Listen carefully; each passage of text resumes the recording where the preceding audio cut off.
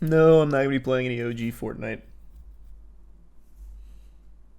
Yeah, I did want to mention the Ubisoft stuff before starting. It just popped up for me and I was looking at it. So, real quick, I'm sure a lot of you saw this. Ubisoft is already shutting down XDefiant. This thing barely had a longer lifespan than Concord. Man, the L's for Ubisoft just keep coming. These are you some Rain and Shadow. And Tim. That's not true. They had multiple betas. That's not the full release, brother.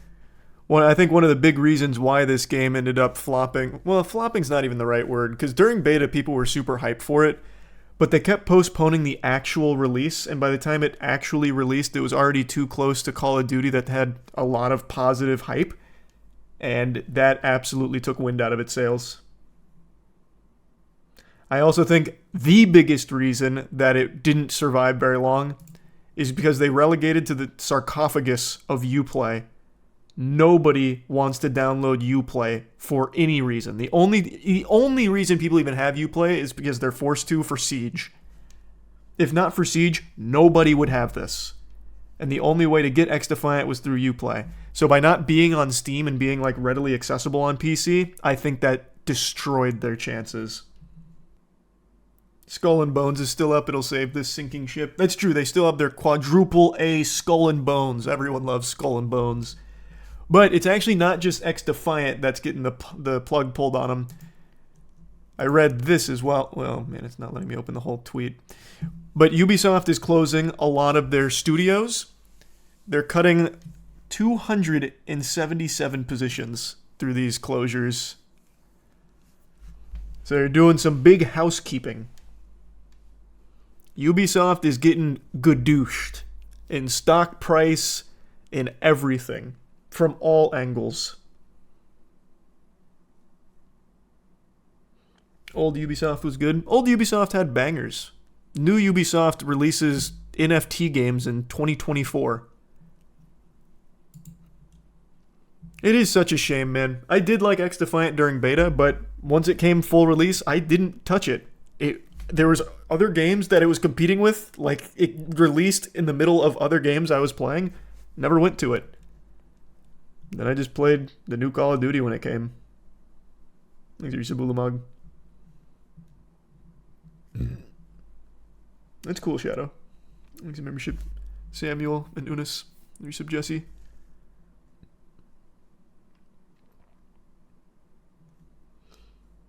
Resub Lamp. If Assassin's Creed Shadows fall, if Assassin's Creed Shadows doesn't go ballistic, I think Ubisoft gets purchased by a different entity. I think Tencent takes them. That's my little game theory. That is their last hope, and I don't have a lot of faith in Assassin's Creed Shadows because I think most people, like myself, are kind of fatigued with it.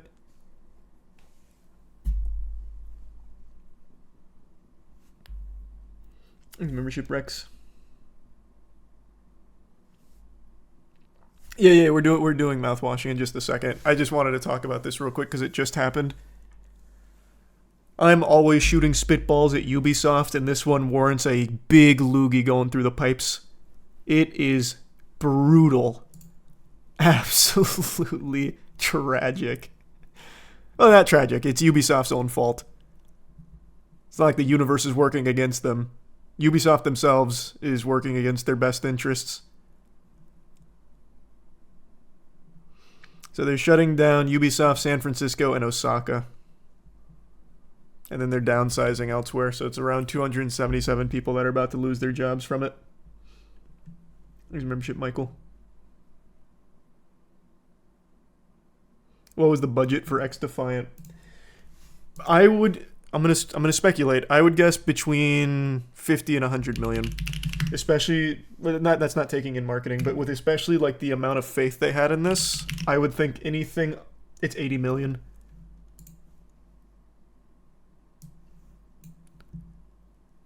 Like they put their nuts in it. They went really hard with trying to push XDefiant as the COD killer. Didn't quite pan out. Thanks for resub, punk. Sucks I never got to play Beyond Good and Evil 2 before they crash and burn. You were never going to play it, even if Ubisoft wasn't in this state. That is a game I firmly believe is just never coming. I did hear about that sim. I haven't looked into that, though. True stamp. Thanks, membership, Crambit. The only thing that will ever kill COD is COD. Yeah, I think COD's at a point where people are so married to it, they're not just going to up and abandon it for something else, especially in an age where games are closing within a month or two of launch. Like, yes, XDefiant had betas. A lot of hype in the betas, but they kept pushing the actual release further and further down the road. When it finally comes out, people aren't playing it, there's not a lot of faith in Ubisoft, and they do end up closing doors pretty quickly. So it's hard for people to even buy into a franchise because you don't know how long it's going to be around for. Games last about as long as fucking mosquitoes now.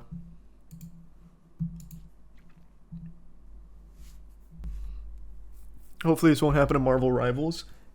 There's a good chance it does. I liked the beta for the beta for Marvel Rivals, but I think there is a chance that it follows a similar trajectory.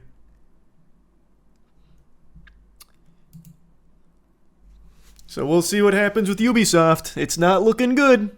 It is not looking good. So people don't like Ubisoft Connect because you need to be online. They have lots of microtransactions. Solution, I'm probably online anyways if I'm using PC to game, and I just simply don't buy the microtransactions. I don't get the overwhelming hate everyone has for it. Spoken like a man who's never opened Ubisoft or Uplay in your life. It's significantly more than that. That is single-handedly the worst launcher that has ever been constructed by human beings. The fact that it's even allowed to exist is an affront to God. That shit is turbo cheeks. Thanks for resub, Ken and Brennan. Just do me a favor, to the guy that said that, download Rainbow Six Siege right now, make a Uplay account, and tell me how long it takes you to actually open that game. You have to open Uplay like 12 different times just to even see the menu. It's a joke. It's a fucking joke.